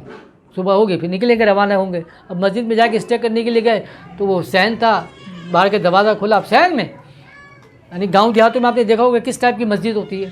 تو وہ سین میں جا کے ہم نے بولا وہیں پہ جا کے رات کو آرام فرما لیں گے، بھائی صبح نکل جاتے ہیں. جب ہم نے دروازہ کھولا، وہاں پہ اپنا بچھایا، چادر واد آ گئے. تو تھوڑی دیر میں بیچارے وہ وہاں کے جو تھے وہ آ گئے. وہ آتے ساتھ انہوں نے پھر ہم سے پوچھنا شروع کر دیا کہ اچھا ماشاء اللہ آپ کس کام کے لیے؟ ہم نے کہا بھائی دین کے کام کے لیے نکلے. ماشاء اللہ جی ماشاء اللہ. حضرت آپ کا مسلک کیا ہے؟ وہی مسلک ہے جو اللہ اس کے رسول نے صحابہ کو دیا تھا. جو صحابہ کا مسلک ہے نہیں کیا مسلک ہے؟ میں نے کہا بھائی وہی ہے کہ جو اللہ کے فرمایا کہ ہم نے تمہارا نام جو ہے وہ مسلمان رکھا. تم الحمدللہ مسلمان نہیں، مسلمان تو سبھی ہوئے، لیکن سنی ہیں، بریلوی ہیں، دیوبندی، اہل تشیع کیا ہیں. تو ہم نے کہا یار ہم ان سب چیزوں سے نہیں ہے. تو کہنے کہ یار پھر تو آپ اس کا مطلب یہ ہے کہ آپ لوگ کے عقائد کچھ صحیح نہیں ہیں. تو معذرت آپ جو ہے وہ صحن میں ہماری مسجد میں نہیں رہ سکتے، آپ جا کے کہیں اور رہیں. تو اب یار مطلب پھر آپ بول رہے ہو کہ مسجد اللہ کے لیے، کہاں سے ہے پھر اللہ کے لیے؟ کیوں بولتے ہو ولا تقولوا لما یقتل، کہ وہ بات کیوں کہتے ہو؟ ما لا تفعلون، جو تم نہیں کر سکتے. تم کہتے ہو کہ ہم نے مسلمان، اللہ بار بار فرماتا ہے. دیکھو ہر آدمی جو بچے مسلمان کا نکاح ہوتا ہے نا تو ہر مولوی ہی پڑھتا ہے یا ایھا الذین آمنوا اتقوا اللہ حق تقاتہ ولا تموتن الا وانتم مسلمون، کہ دیکھو تم نہیں مرنا مگر اس حال میں کہ تم مسلمان ہو کے مرو. یعنی لازمی مسلمان کا مطلب سلامتی دینے والا، جو سلامتی پرووائڈ کرے گا. تو وہ تو بار بار اللہ تقاضا کر رہا تم سے، لیکن آپ کیا کر رہے ہو؟ تو یہ وجہ کیا ہے کہ ہم وہی میں نے جیسے کہا نا کہ مس ڈائریکشن. آپ نے لکھ کے تو لگا دیا کہ مسجد میں اللہ کے علاوہ کسی اور کو نہ پکارو، وضاحت نہیں. آپ نے یہ تو بتا دیا کہ شرک اللہ کے نزدیک سب سے بڑا گناہ ہے، مگر شرک کی ڈیفینیشن نہیں بتایا نہیں نا. شرک کس کو کہتے ہیں؟ شرک کا مطلب بولے سمپل یہ کرتے رہو. پھر آج آپ دیکھ لو کہ 200 سال سے آپ یہ محنتیں کر رہے ہو، تو آج تک آپ نے 2 مربع گز بھی فتح نہیں کر کے دکھایا. اگر آپ اسلام کے اتنے دائی بنے ہوئے ہو نا، آپ سمجھتے ہو کہ جو ہم یہ محنت کر رہے ہیں، چاہے وہ سنی دیوبندی بریلوی اہل حدیث جو بھی ملک ہے نا، کہ آپ جو یہ مسلک کی محنت کر رہے ہو، تو تمہاری محنت اگر صحابہ کرام کی طرح ہے، ان کی سنت میں چل رہے ہو، تو انہوں نے تو 10 لاکھ مربع میل سے زیادہ فتح کر لیا تھا نا.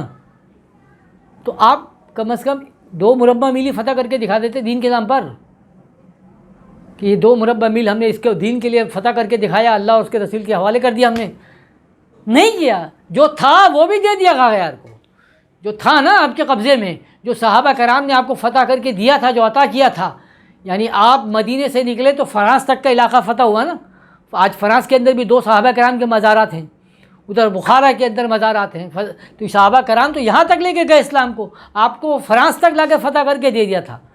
آج کہاں گیا؟ وہ اسپین بھی چلا گیا، وہ رشیا بھی چلا گیا، آذربائیجان بھی چلا گیا، یہ سب چلے گیا جہاں پہ مسلمانوں نے حکومتیں کی، جہاں اسلام کو پھیلایا.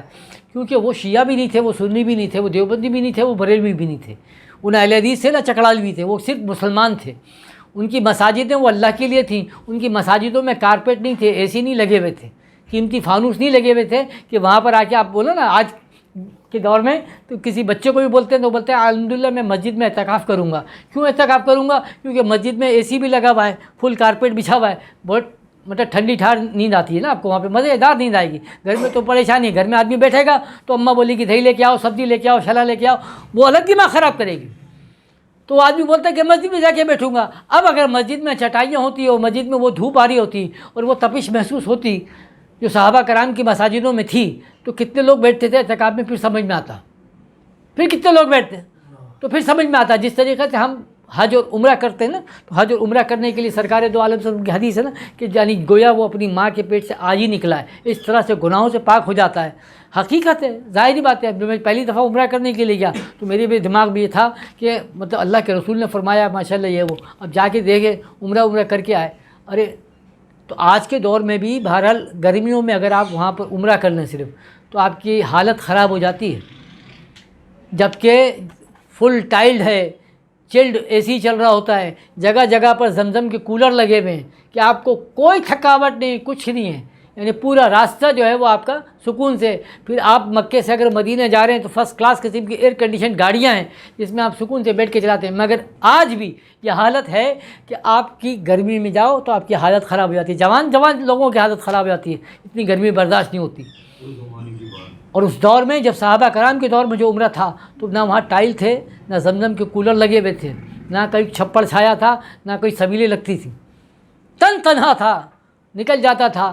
تو اس دور کی تکلیف اگر سمجھ میں آتی، پھر ہم کو سمجھ میں آیا کہ واقعی آج بھی، کیونکہ آپ مکے اور مدینے سے جیسے ہی باہر نکلے، تھوڑا سا کسی علاقے میں پیدل نکلے تو آپ کی حالت خراب ہو جاتی ہے۔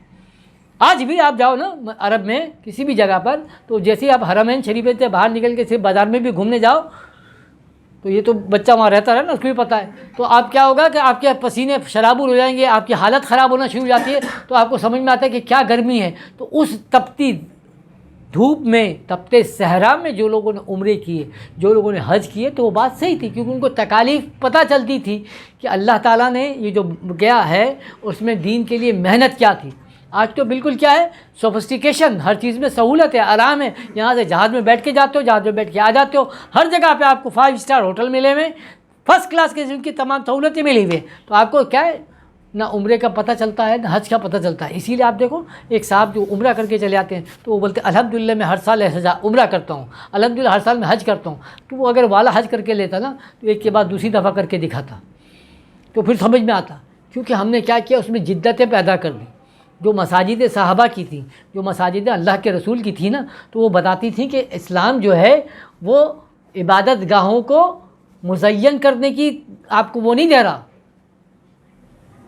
کہ ان کو جو ہے وہ مزین کیا جائے۔ حضرت عمر فاروق رضی اللہ عنہ جب مسجد میں تشریف لاتے تھے تو دیکھتے تھے کہ کوئی جوان جو ہے وہ بیٹھا ہوا مسجد میں اگر لگا ہوا ہے تسبیح پڑھنے میں، اس کو اٹھا کے بھگاتے تھے کہ تیرا کام یہاں پہ تسبیح پڑھ دے گا، تیرا کام جا کے میدان میں کرنے کا، جا کے تبلیغ کر، جہاد کر، یہ کیا بیٹھ گیا یہاں پہ، یہ تو جو بوڑھا ہے، جو ضعیف ہے، جو بیچارہ کچھ نہیں کر سکتا اس کے لیے، تو مساجد اس کے لیے تھوڑی ہے کہ تم یہاں پہ بیٹھ کے آرام کرنے کے لیے شروع کر دو۔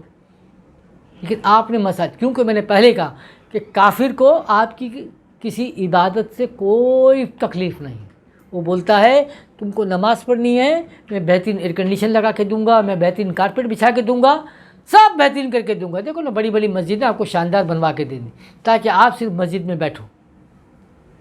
تو اسی لیے اقبال نے کہا کہ نکل کر خانقاہوں سے ادا کر رسم شبیر، خانقاہوں میں بیٹھ گئے، یہ خانقاہیں تربیت کے لیے تھی، مسجدیں صرف تربیت کے لیے ہیں۔ جس طریقے سے ایک آدمی جب فوج میں جاتا ہے نا تو فوج میں جائے گا تو اس کو تربیتی کیمپ میں رکھا جاتا ہے نا، وہ 6 مہینے تک فوج کی ٹریننگ لیتا ہے، اب اس کے بعد ساری زندگی کا ٹریننگ کیمپ میں رکھتے ہیں، اس کو اٹھا کے لات مار کے بھگاتے ہیں، بھائی تیرے کو ٹریننگ کمپلیٹ ہو گیا، اب جاؤ اور جا کے فیلڈ میں جا کے کھڑو، ماس میں جا کے کھڑو، جا کے گولیوں کی جھنکار میں جا کر کھڑے ہو، آپ کو پتہ چلے گا کہ کیا صحبتیں ہوتی ہیں، کیا پریشانی ہوتی ہے، فوجی کس کو کہتے ہیں۔ ابھی یہاں تو آپ کو سب حلوہ مل رہا تھا نا کہ صبح صبح اٹھا رہے ہیں، آپ کو ایکسرسائز کرا رہے ہیں، میس کیمپ پہ جا رہے ہیں، فرسٹ کلاس کھانا مل رہا ہے، تو اس کا مطلب یہ نہیں ہے کہ یہی سب کچھ جو ہے اس کو فوجی کہا جاتا ہے۔ انہوں نے کہا یہ تو ہم نے تربیت کرنے کے لیے آپ کو دیا تھا تاکہ آپ تیار ہو جائیں، اب جو اصل لائف ہے وہ باہر ہے، یہی مسجد میں ہے کہ مسجد میں آپ نے جتنا ٹائم دیا یہ آپ کی تربیت کے لیے ہے، اب تربیت ہو گئی تو اب آپ میدان میں جائیں، عمل میں لے کر جائیں۔ لیکن آپ نے قوم کو وہاں بٹھا دیا کہ بس یہیں بیٹھو بیٹھو، اجلس اجلس اجلس، بس یہی ہے کہ 70 مرتبہ یہ پڑھ لو، 34 مرتبہ یہ پڑھ لو، 313 مرتبہ یہ پڑھ لو اور 100 رکعتیں نماز فلاں پڑھ لو، تو وہ کیا ہوگا کہ آپ کی زندگی بھر کے گناہ معاف ہو جائیں گے۔ بڑا افسوس ہوتا ہے حضرت کہ جب اس طرح کی ہم یہ روایتیں سنتے ہیں نا لوگوں سے کہ آپ یہ اتنی رکعتیں پڑھ لو تو 500 سال کے گناہ معاف، 100 سال کے گناہ معاف، 50 سال کے گناہ معاف۔ اب ایک غریب انسان بڑا طاقتور مضبوط بھی ہو بیچارہ 70-80 سال سے زیادہ چلے گا کیا؟ اللہ نے دے دیا تو شاید اس کو 90 سال بھی چلا جائے۔ اب اس نے 2 دفعہ نماز پڑھ لی، اس کے بعد تو فارغ نہ، وہ کیا ضرورت ہے اس کو کچھ کرنے کی؟ تو صحابہ کرام کو یہ نہیں پتہ تھا کیا؟ ہاں، جو مدینے سے نکل رہے ہیں، مکے سے نکل رہے ہیں، رشیا جا رہے ہیں، بخارا جا رہے ہیں، فرانس جا رہے ہیں، ہاں، بلوچستان آ رہے ہیں، نہ بیوی کا پتہ نہ بچوں کو پتہ، یعنی راستے میں ان کا انتقال بھی ہو رہا ہے، راستے میں بیچارے اللہ کو پیار ہو جاتے ہیں، لیکن اس بات کی کوئی فکر نہیں ہے. صرف فکر کیا ہے کہ اللہ کے دین کو پھیلانا ہے. یہ فکر لے کے چلتے تھے. پھر آج تم سمجھتے ہو کہ دین آسان ہے، کیونکہ ہم نے کرپشن کو نہیں سمجھا. ہم سمجھتے ہیں کہ صرف کرپشن ایک مالیاتی کرپشن ہے. تو بھائی ہم تو یہ بولتے ہیں کہ ایک آدمی، آپ ہے نا کہ میں ہوں، میں جاتا ہوں، میں گھر میں چائے پیتا ہوں، ایک کپ چینی ڈالتا ہوں، ایک چمچہ چینی ڈالتا ہوں.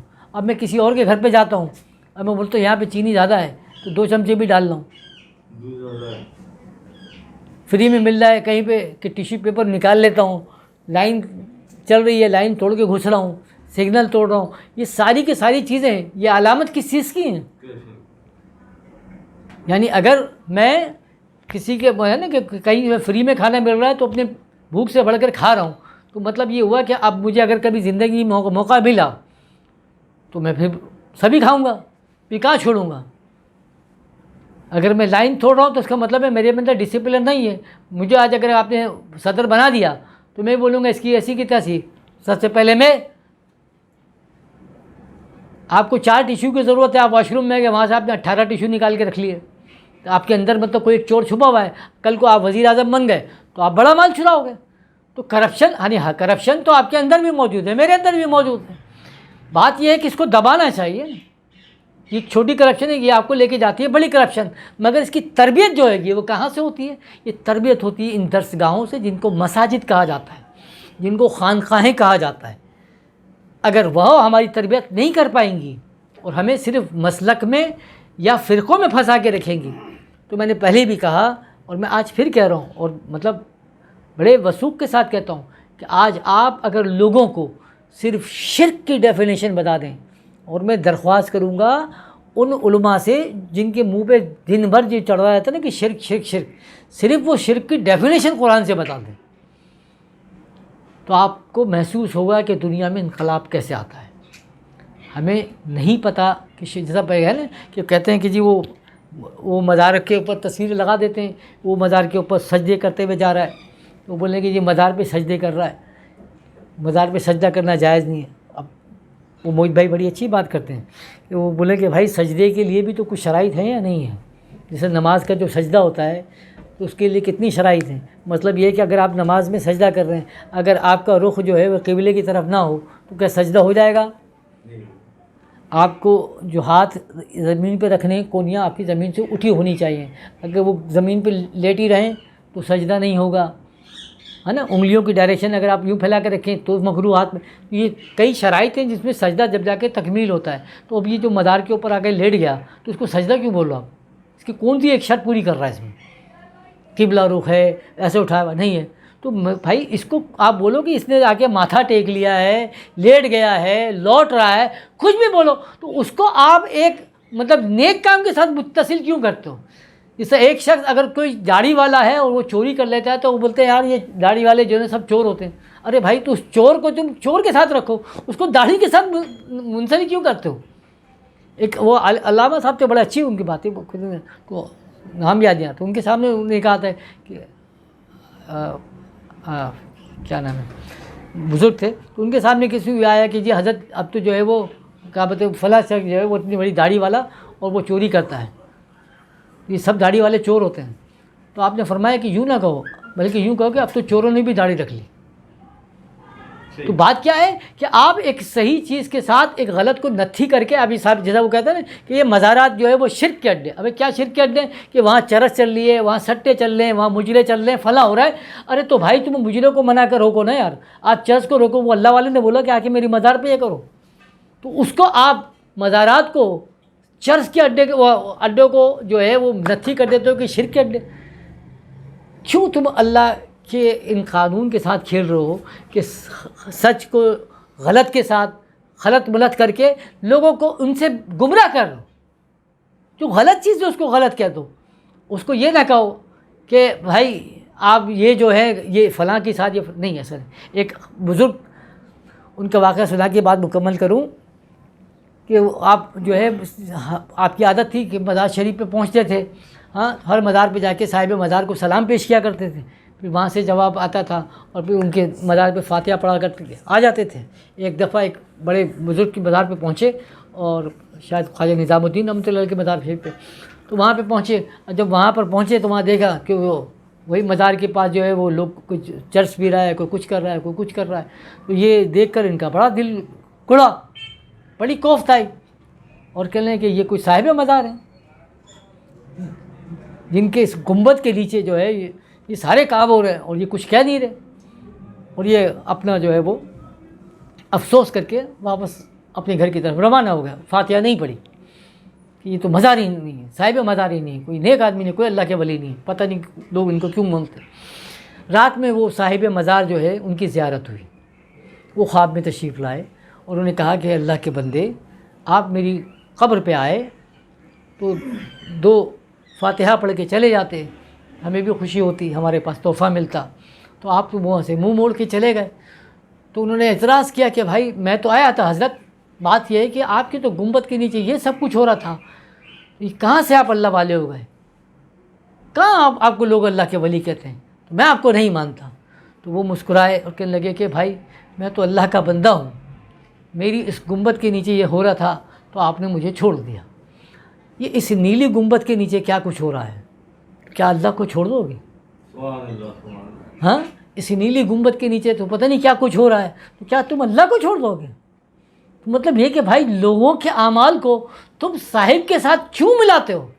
اگر ایک آدمی جو ہے غلط کام کر رہا ہے تو بولے بھائی یہ بھی اللہ کا بندہ ہے، تو وہ ایک چور کھڑا ہو جائے، ایک ڈاکو کھڑا ہو جائے، ایک زانی کھڑا ہو جائے، ایک بدکردار کھڑا ہو جائے، کہ لیں کہ سب کچھ جو ہوتا ہے وہ اللہ کی رضا سے ہوتا ہے، اللہ کی مرضی سے ہوتا ہے، تو میں نے جو کیا اللہ کی مرضی سے، تو کیا کرو گے پھر آپ؟ غلط ہے۔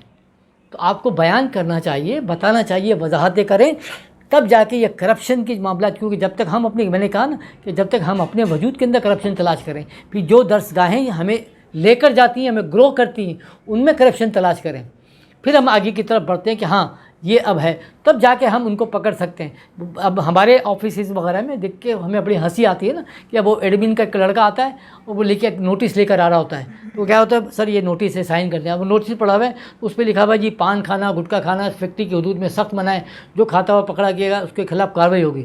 تو میں نے اس کو بولا ابے یہ سائن کہاں پہ کرنے ہیں؟ تو وہ بیچارہ منہ کرا وہ سر وہ، ابے میں نے کہا لک پٹھے تو یہ نوٹس لے کے آ رہا ہے، کم از کم اتنا تو احترام کر لیتے کہ خود بھی نہیں کھاتا ہے نا۔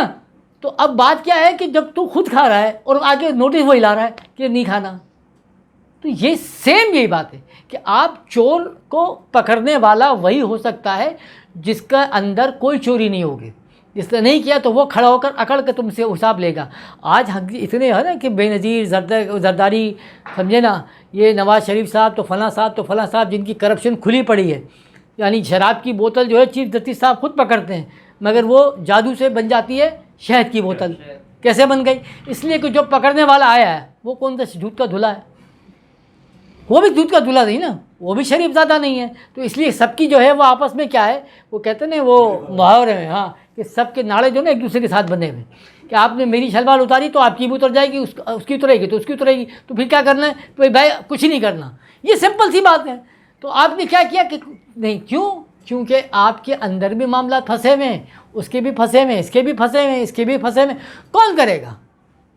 تو یہ محاسبہ، یہ اکاؤنٹیبلٹی، یہ جو حساب لے گا یہ وہی لے گا کہ قوموں کی تقدیر وہ مرد درویش جس نے نہ ڈھونڈی سلطان کی درگاہ، تو بھی شہنشاہ میں بھی شہنشاہ، تو اگر بادشاہ ہے تو میں جو ہے وہ جو بادشاہوں کا بادشاہ ہے نا تو میں اس کا بندہ بیٹھا ہوں، وہ آ کے حساب لیتا ہے۔ جس کو کہتے ہیں نا کہ جس کو گھر میں تباہ ہونے کے لیے کچھ موجود نہ ہو، جس کا ڈر نہ ہو کہ میرے گھر میں کچھ تباہ ہو برباد ہو جائے گا، جس نے پہلے بچے اپنے اللہ کی راہ میں قربان کر دیے، گھر جو ہے وہ جھگیوں کا ہے، تو اب اس کو کیا تڑی مارو گے تم کہ میں تیرے بچوں کو نہیں مار دوں گا، تیرا گھر جلا دوں گا، تجھے تباہ برباد کر دوں گا، تو کیا بولیں گے آپ؟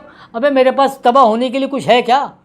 نہیں ہے۔ تو جب تباہ ہونے کے لیے کچھ نہیں ہے تو پھر وہ آدمی سب سے زیادہ خطرناک، کہتے ہیں کہ جو آدمی اپنی زندگی سے بیزار ہو جاتا ہے، جس کو اپنی زندگی کا خوف نہیں رہتا، سب سے زیادہ خطرناک وہ ہوتا ہے، کیونکہ اس کو اپنی موت کا خوف ہی نہیں، اس کو زندہ رہنے کی خواہش نہیں ہے، تو وہ کسی بھی قسم کا رسک لے لیتا ہے، اس سے سب سے زیادہ ڈر لگتا ہے۔ تو اسی لیے یہ ان ڈاکوؤں کا، ان چوروں کا، ان کرپٹ لوگوں کا احتساب وہی لے گا جس کے پاس تباہ ہونے کے لیے کچھ نہ ہو، جو سب کچھ پہلے اللہ کی راہ میں دے چکا ہو، سب کچھ اللہ کی راہ میں دے چکا ہے، اس کے پاس کچھ بھی نہیں ہے، وہ بولتا ہے میری جان بھی ہے تو وہ اللہ کی ہے، میرا مال بھی تھا وہ اللہ کا ہے، وہ پھر آ کے حساب لیتا ہے۔ یہ بیچارے کہاں سے حساب لیں گے جو پہلے پیپلز پارٹی میں تھے، پھر مسلم لیگ میں چلے گئے، پھر پی ٹی آئی میں آ گئے، پھر سارے گھوم رہے ہیں نا، تو پہلے وہاں کرپٹ تھے تو وہاں سے بچ کے یہاں آ گئے، یہاں پہ آ کے یہاں بچ گئے، اب ایک کرپٹ پھر دوسرے کرپٹ کو پکڑنے کی کوشش کرے گا، بولے گا میں تیرے کو پکڑ لوں گا، تو کیا ورنہ یہ دیکھیں نا نواز شریف صاحب کی کرپشن کب سے ثابت ہو گئی، زرداری کی کرپشن کب سے ثابت ہو گئی، اور وہ شراب کی بوتلوں والے جو شہد بن گئی، کتنے ارے وہ بلوچستان کا جو تھا اس کے پاس سے جو ہے وہ اتنے پیسے نکلے کہ گننے کے لیے ان کو مشینیں منگوانی پڑی تھیں، مگر گئے کہاں وہ سب شریف زادے بن کے بیٹھ گئے، اللہ کا شکر ہے۔ وہ بیچارہ ایک آپ بینک سے لون لے کے پکڑو 5 لاکھ روپے کا، 2 لاکھ روپے کی قسطیں جمع کروا دو، 3 لاکھ روپے رہ گئے آپ کے پاس، دیکھو 2 دفعہ آپ کے پاس بینک کا فون آیا کہ تیسری دفعہ وہ بینک والوں کی پولیس آ جاتی، اٹھا کے لے جائے گی کرپشن کے اندر کہ وہ ڈیفالٹر ہیں۔ کتنے ڈیفالٹر ہیں جی؟ 3 لاکھ کے ڈیفالٹر ہیں، وہ سالے 300 کروڑ 3 ہزار کروڑ کھا کے بیٹھ گئے۔ اربوں میں کھیل رہے ہیں۔ ہاں، ان کو کوئی کرپشن کیوں نہیں ہے؟ اس لیے کہ ان کو پکڑنے والا کون ہوگا؟ کوئی نہیں پکڑ سکتا۔ تو بس بات کیا ہے کہ اللہ نے جو فرمایا کہ الحب للہ والبغض للہ، اللہ کے لیے محبت، اللہ کے لیے بغض جو رکھتا ہے وہ یہ کام کر سکتا ہے۔ جس کا مال سے محبت، جس کا دنیا سے محبت، کیا حساب لے گا؟ بہرحال اللہ تعالیٰ سے دعا فرمائیں کہ اللہ تعالیٰ ہمیں بھی وہ صاحب کردار عطا بنائے، اور اللہ تعالیٰ ہمیں ان لوگوں سے ہمارا الحاق فرمائے جو اس قافلے کے امیر ہیں۔ اللہ تبارک و تعالیٰ ہمارے یہاں بیٹھنا اٹھنا قبول فرمائے۔ اللہ تعالیٰ سے دعا فرمائے کہ جو کچھ ہم نے بیان کیا اس میں جو ہم سے غلطی ہوئی، جو کوتاہی ہوئی، تیرے حبیب کی بارگاہ میں معافی کے خواستگار ہیں، یا اللہ اس کو معاف فرما۔ یا اللہ اس محفل کے صدقے میں جو ہمیں پریشان حال ہیں ان کی پریشانی کو دور فرما دے، جو تنگ دست ہیں اللہ تعالیٰ ان کی تنگ دستیوں کو دور فرما دے۔ اللہ تعالیٰ ہمارے رزق حلال میں برکتیں عطا فرما، رحمتیں عطا فرما، برکتیں عطا فرما۔ یا اللہ ہم سے وہ کام لے جس سے تو تیرا حبیب ہم سے راضی ہو جائے۔ اللہم اعزت الاسلام والمسلمین، اللہم حافظنا وانت خیر الحافظین، اللہم ارحمنا وانت خیر الراحمین، یا رحمان یا رحیم یا کریم استغیث برحمتک یا ارحم الراحمین۔ وصلی اللہ تعالی علی خیر خلقہ نور عرشہ زینت فرشہ محمد وآلہ وصحبہ اجمعین برحمتک یا ارحم الراحمین، وبحق لا الہ الا اللہ محمد۔